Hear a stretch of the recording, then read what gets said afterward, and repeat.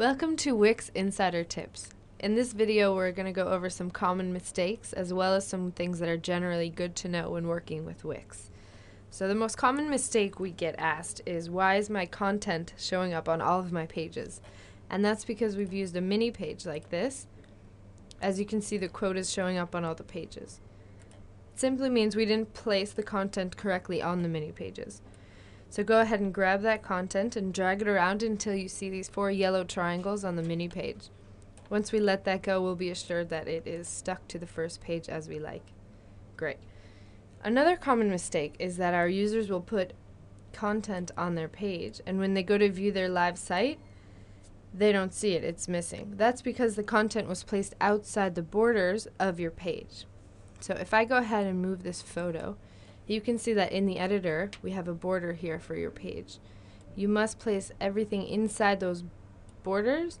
If anything is outside of that page borderline, even partially, it's not going to show up on your live site. Great. Another mistake that we hear commonly is a user will go to view their live site and only see the first page of their site. And that's because we forgot to go here to page parts and add menus or buttons. So you must add navigation to connect all your pages. If you have any questions about that, we do have another video tutorial on that subject. One reason why you may want to do that is if you're working on your page behind the scenes and you want to put up a under construction page.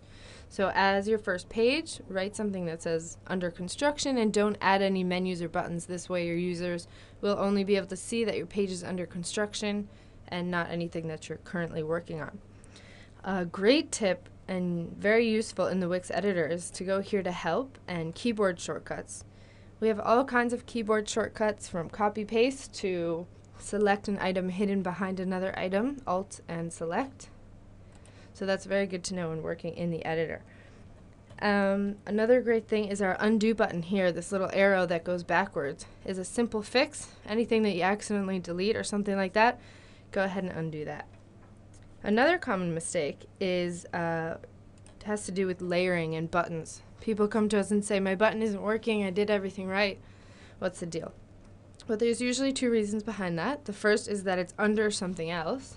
So if I click this contact button here, we can see it's underneath our slider. All we need to do is press Alt, select that button. We can go here to arrange and bring that to the front. Or once selected, we can use these blue arrows as well. The other reason is that too many behaviors or effects are tagged to that one button. Let's keep it simple and make sure that it works. Another common mistake is copying a button. So if we go ahead and edit and copy paste that button, we're going to have to go in and re-add the behaviors, make sure that's all right. A great thing also to know is if I want to recreate a page, I like how the things are placed on this page, I can go ahead and group everything to copy and paste that. Just hold down your Control key and select all the content. Click this box here, and that will group everything. Makes it really simple to copy and paste that. Another common problem we have is always connected to the contact form. So when you go ahead and add a contact form widget into your site, don't forget to include your email.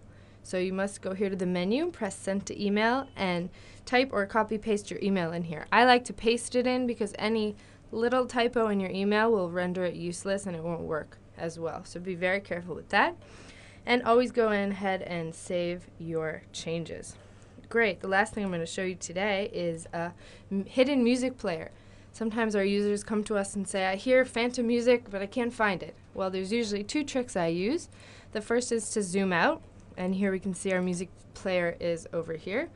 Press delete on my keyboard to find that. Another great way is to just move around the things on your page, the contents, and go ahead and select some squares with your mouse.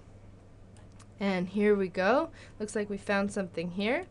If we go to settings and move up the transparency, that is indeed a music player. I'll just go ahead and delete that, and we're all set. Thanks for listening.